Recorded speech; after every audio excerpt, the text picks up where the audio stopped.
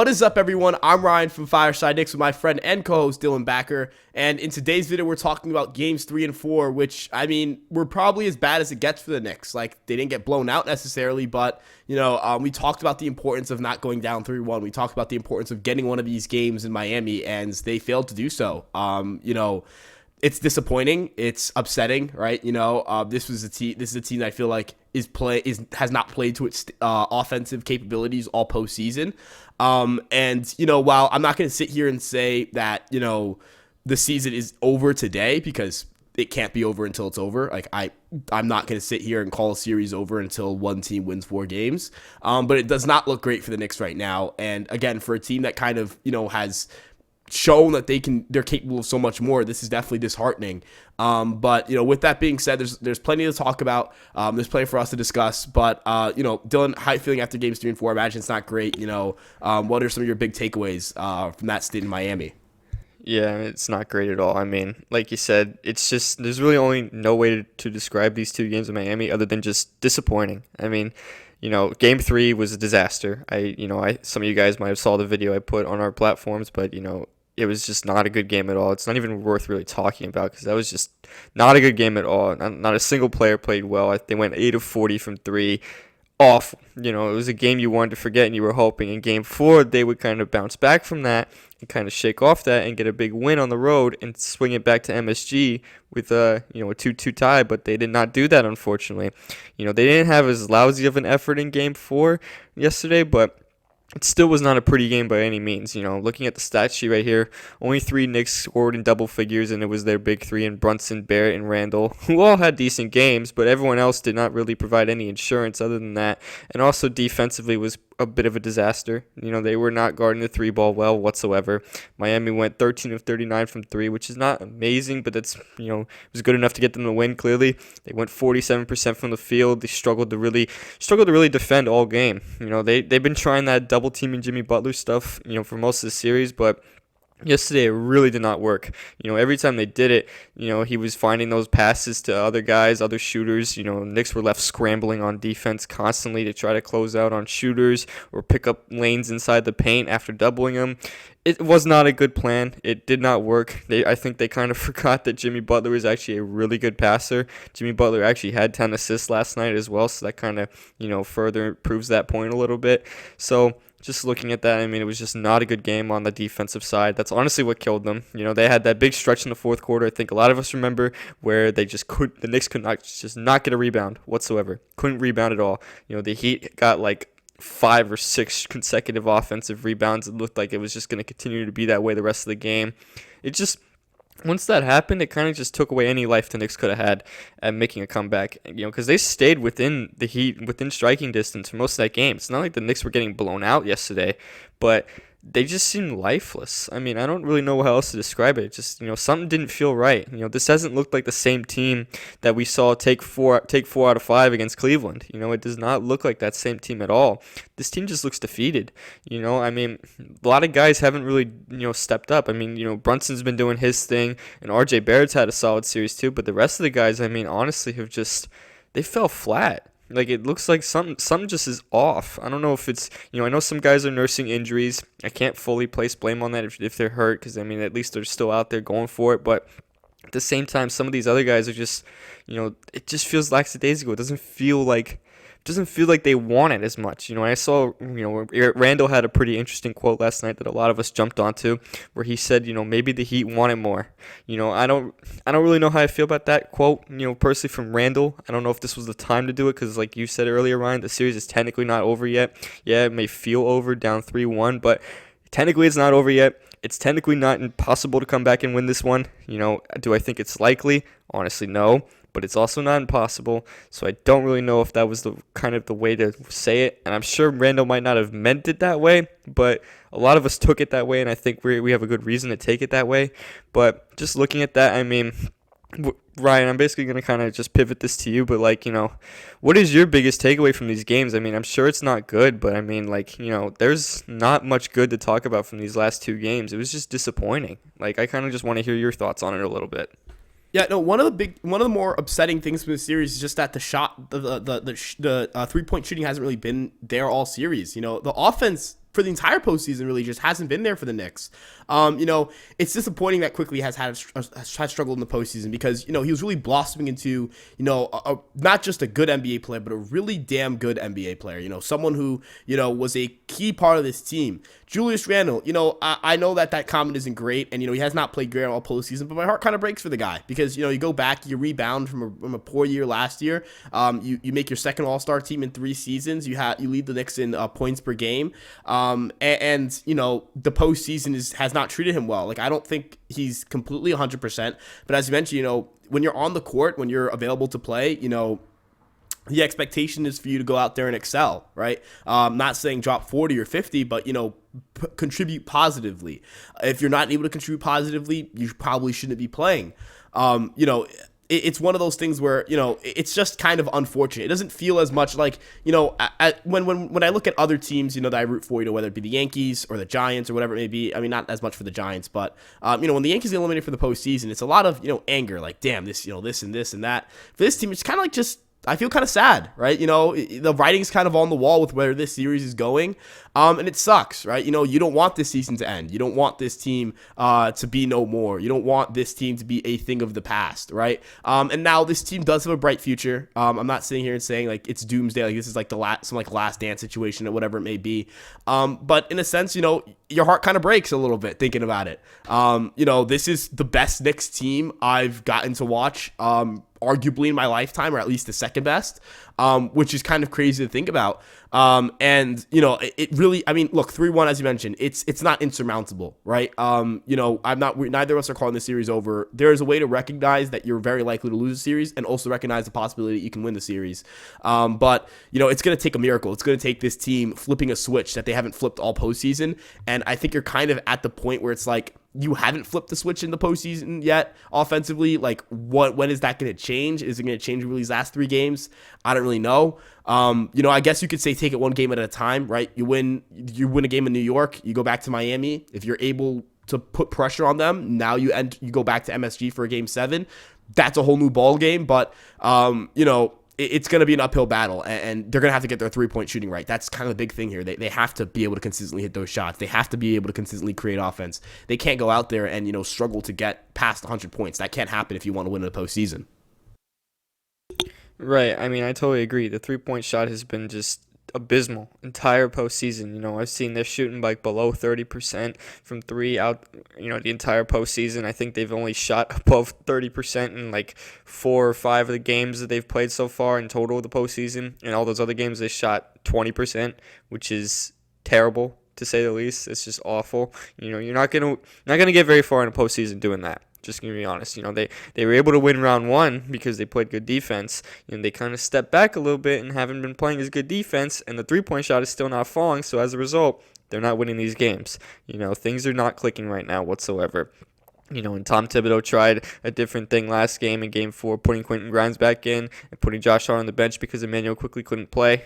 Didn't work. Quentin Grimes only contributed 9 points. He hit a couple threes, but he wasn't really the most efficient. Josh Hart only had 4 points and 2 rebounds in 21 minutes, and then he ended up fouling out, so he had a really rough game. The bench in Game 4 was rough overall. I mean, without Quickly, we didn't really have much scoring, and the bench got outscored 32-10. Kyle Lowry alone outscored our own bench with 15 points, and he came off Miami's bench, so things just haven't been good at all in Knicks land. They've been fighting through injuries, and I respect that a lot. I know it's not hard nursing these ankle injuries that a lot of these guys are dealing with. I respect it. But, I just wish that they came out with a little more, effort, I guess, in these 2 games in Miami. I feel like these 2 games in Miami, they kind of let loose a little bit. It didn't really keep their foot on the gas. It kind of took a step back and didn't really, keep that same energy that was going in Game 2 where things were, things felt up. They were actually trying really hard in Game 2. I know the Heat didn't have Jimmy Butler, so we were at the advantage. We honestly still should have won that game. But still, it just doesn't feel right. These last 2 games just haven't felt right. And like you said earlier, it's not entirely over, but it feels over. I'm not going to sit here and lie about it. It does feel over. Down 3-1, you just lost 2 games on the road. It feels deflating, right? But at the end of the day, you got to take it one game at a time, because who knows, maybe Miami will let loose a little bit and we can take advantage of that and snatch Game 5 and somehow maybe snatch game 6, and then all of a sudden it's a winner go home game 7. Do or die at that point.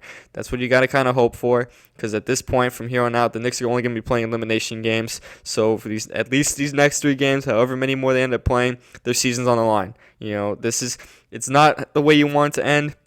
I don't think a lot of us envisioned this really fun season to end to an 8 seed. I don't think a lot of us thought that. And credit to Miami, they're not the typical 8 seed. They're tough. They play hard. They're more built for the postseason. They probably have the best player out of anyone between the 2 teams and Jimmy Butler.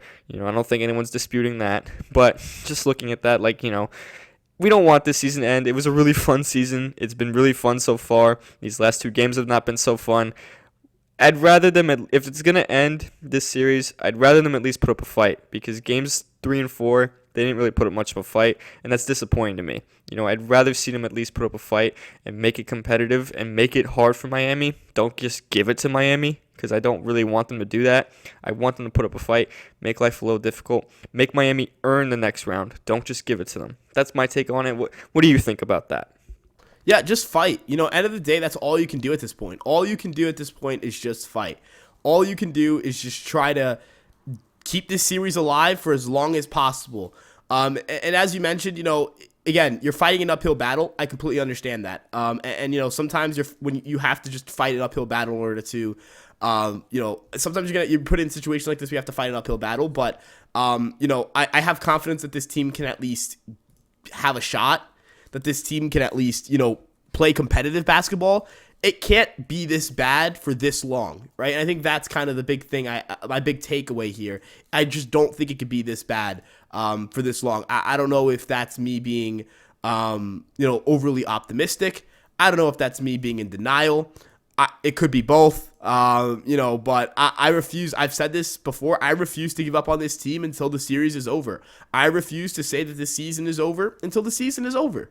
Whether that's an extreme take, whether that's an extreme way to look at things, is up to you guys to decide. But that's how I feel about this. At the end of the day, I'm not going to lose my mind over this team getting eliminated. It's going to be really sad. It's going to break me. I'm going to be really sad about it. This team, I love this team. This Knicks team is one of the most entertaining, most enjoyable Knicks squads I've ever gotten to watch in my life. I've said that in this episode already. But I believe this team to fight. I believe in this team to be able to fight. This team has done that step after step.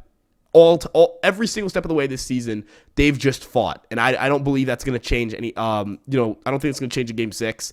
And it's game 5, and it's at home. So, if you're just able to take that game, right? Now the pressure's on Miami, because you kind of want to, you want to end it on your home court. You don't want to let this thing linger around. You don't want to let the Knicks linger around here. And we know this team can be a little streaky, right? All it takes sometimes for this team is to get kicked down for them to rattle off 6 wins in a row or something like that. This is definitely the type of team that's capable of just flipping the switch at any point in time, but it's a matter of whether they'll actually do it or not. And that still remains to be seen. But, I guess my question for you, and something I think is a really important thing to talk about here is, who do you think, I know Randall's obviously been the target of a lot of this, because Randall, it's not like it's unfair. Randall is, at least on paper, the second best player on this team, right?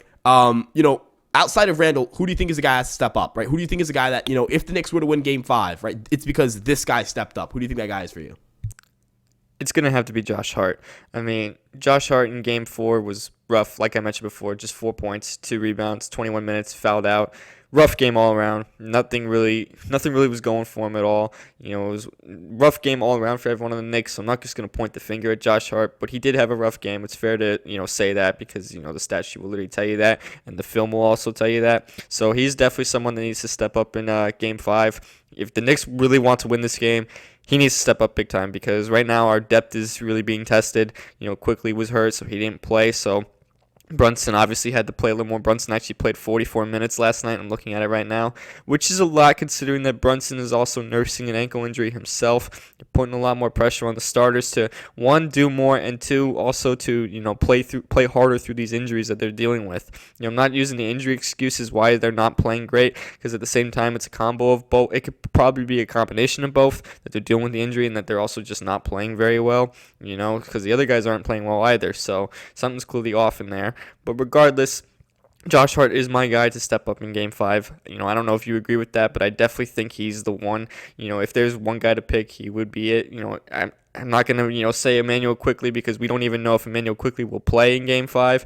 I really hope he does because we're quite frankly going to need that depth. Now it's do or die, so we're going to need everything we can. Hopefully Quickley is good to go, but since I don't know for certain if he's going to play or not, I'm not going to say him. I'm going to say Josh Hart. What do you think about that? Yeah, my pick was going to be Quickly if he played, but I think Josh Hart's an excellent pick here. Josh Hart for the Knicks, you could say that, I think it was a toss-up between Quickly and Hart for like that third best player on this team. He's got to step up, right? This team, a lot of what they did very well relied upon Josh Hart doing what Josh Hart was doing. Because Josh Hart, it wasn't like he was just solid. It wasn't like he was just okay for the Knicks. He was excellent for the Knicks. And that's something that, in my opinion, is crucial for his development. Is going to be crucial for the Knicks' ability to win. This guy is just simply too talented and is simply too impactful to play the way he's played this series. I feel like you can agree on me on that front. He can't play this poorly for this long, right? I feel this way about Randall, but even Randall's had a couple games here and there where it's like it looks like it's getting back to where it should be, but then it kind of falls apart again. And he's also dealing with injury. I know both of them have been a little banged up, so it's really hard for us. It's really hard to have a not a serious conversation, but more so a realistic expectation for these guys. And I think that's kind of been the story of the New York Knicks the entire postseason, or at least in this entire series. This guy is banged up, so this guy isn't performing to the way he should, or this guy's banged up, so we don't know what we can realistically expect from him. And that's unfortunate, right? But injuries are part of basketball. You're gonna have to deal with them. It's not like Miami is at full strength. I think Miami would tell you that they aren't. I think Miami would tell you that there's a lot of things that aren't going perfect on their end, but they fought through it. Jimmy Butler's just put this team on his back and been unbelievable. But end of the day, it needs to get better on all fronts. It needs to get better for everyone on this team, but specifically for Josh Hart, he's one of the most impactful guys on this team, one of the most impactful guys on this roster, and they're not going to go anywhere really without him. So, I think that's a great pick for you on that end. I know that. Again, I know we're talking a lot about this guy's got to step up. This has gone wrong for the Knicks. That has gone wrong for the Knicks. But I do want to emphasize that we recognize that possibility that they could come back, right? That Game 5 is obviously a huge game for this team. Like, it's an elimination game. It's do or die, right? And also in a sense of like, for the sense of pride's sake, I don't want to go home in 5. I don't want to go home in 5. I don't want to lose at home and get eliminated at home. Not saying going home in 6 is good.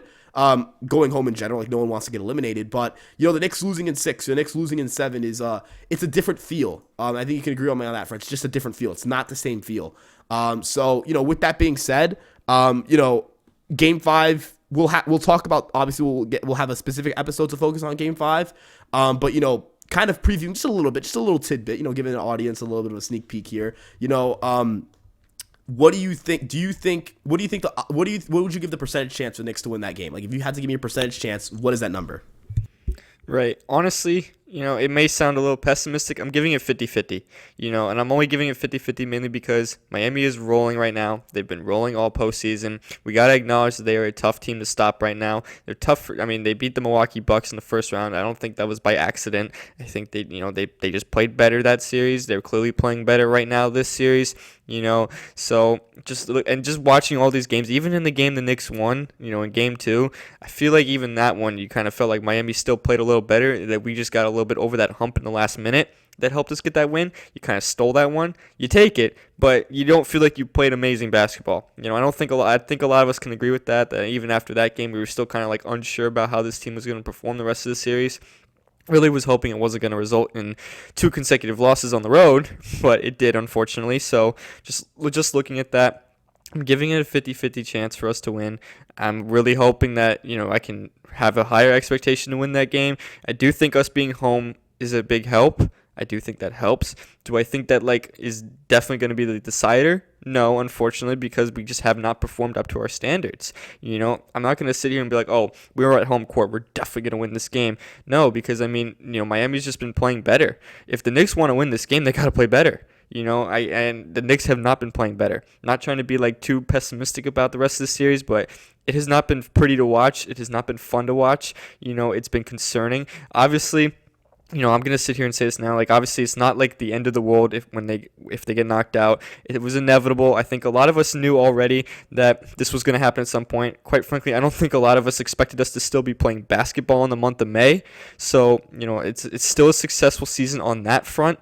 But you really just don't want it to end this way. And you, like you mentioned before, you don't want it to end in 5. You, like I also said before, you want to put up a fight. You want to make it tough for Miami. You want to make Miami earn it. You don't want to just give it to them. You don't want to just hand them the trip to the Eastern Conference Finals. Be like, here, we give up. Here you go, take it. No, you want to fight. You want to actually fight your way through it. So make life a little difficult. I'm hoping that they can come out and at least just have a good Game 5. Don't get eliminated at home. I don't think that would be a really good look if they get eliminated at MSG. It just won't be. I won't want to see that. So I just really hope they have a good Game 5. That's all I'm really hoping for. What do you think about that? Yeah, I don't disagree. It's a matter of, hey, just play a strong game of basketball, take this series back to Miami, and put the pressure back on Miami to have to close it out. I can live with losing in 6. I can live with that. I don't want to see it happen at home. That would really suck. But one big thing that I will mention, is that Game 5, for MSG, if they can get themselves rocking, look, I'm telling you, you can change the energy of this series very quickly, right? I feel like they just need something to just click for them. They just need something to click for them. It really just feels like they just need that break, if you get what I'm saying. They just need one thing to click for them, just one thing to go their way, just one game that gets them going and is that point where they can propel forward. So we'll have to wait and see on that front. I'm very curious to see what they do. I'm very curious to see how they handle things going forward. But with that being said, I'd love to hear what you guys have to say about the situation in the comments below, because obviously this is a bleak situation, isn't great, but we don't want to sit here and just be gloom and doom. We want this team to win. We are more than capable we are more than capable. We think this team is more than capable of winning. I don't know how that took so long for me to say. But this team's more than capable of winning. Yeah, this team's more than capable of being I just want to add as well, like I said before, it's not the doomsday scenario if we get knocked out. This Knicks team has already defied expectations that we couldn't have imagined. I'm pretty sure every single expert had us making the play-in and not even making the postseason, had us finishing barely above 500, ended up winning 47 games, ended up making the second round, ended up knocking out Donovan Mitchell, ended up lasting in the playoffs longer than Mitchell and the Milwaukee Bucks, who pretty much everyone wrote off as the champion before the playoffs even started, including myself. I definitely thought the Bucks were going to just control the East, but it didn't happen. And the Knicks had a very good season. It's obviously not over yet, so I don't want to get all sentimental about that. It's not over yet, but at the end of the day, it's not a failure of a season. Whenever you want to say, whatever you want to call it, they get knocked out. It's not a failure. It may be disappointing and sad because we don't want it to end. It's been so good so far, but we're just going to have to wait and see what happens. We just got to keep our fingers crossed and be hopeful that they can somehow, prolong this series a little longer and somehow, if any way imaginable, become just the 14th team in NBA history to come back down 3-1 and win a series. That would be something if they can do that, but we don't know for certain if that's going to happen, so we're just going to have to wait and see with these next few games coming up. That's all I got to say, really. Yeah, no, I think that's a good point for us to wrap up, because quite frankly, it's do or die, right? And there's only so much we can say. It's up to the Knicks to perform. But with that being said, thank you guys so much for tuning in. You guys have been great support lately. We'll have a preview for Game 5, so this is not the last episode. This doesn't have a chance of being the last episode that we have prior to, or this won't be the last episode of this season because we're going to preview Game 5. And you know what? I hope that we have an opportunity to talk about Game 5 and preview a Game 6 and a Game 7. But with that being said, again, thank you guys so much for tuning in. We appreciate you guys' support. You can check us out on Twitter, Instagram, and TikTok, and of course this YouTube page. Turn on post notifications so you guys know when we're releasing our next episode. And of course, you guys can follow us on our personal Twitter accounts. Those are above our heads. I'm Ryan Garcia. That's my co-host and good friend Dylan Backer, and we'll see you guys on the next video. Peace out.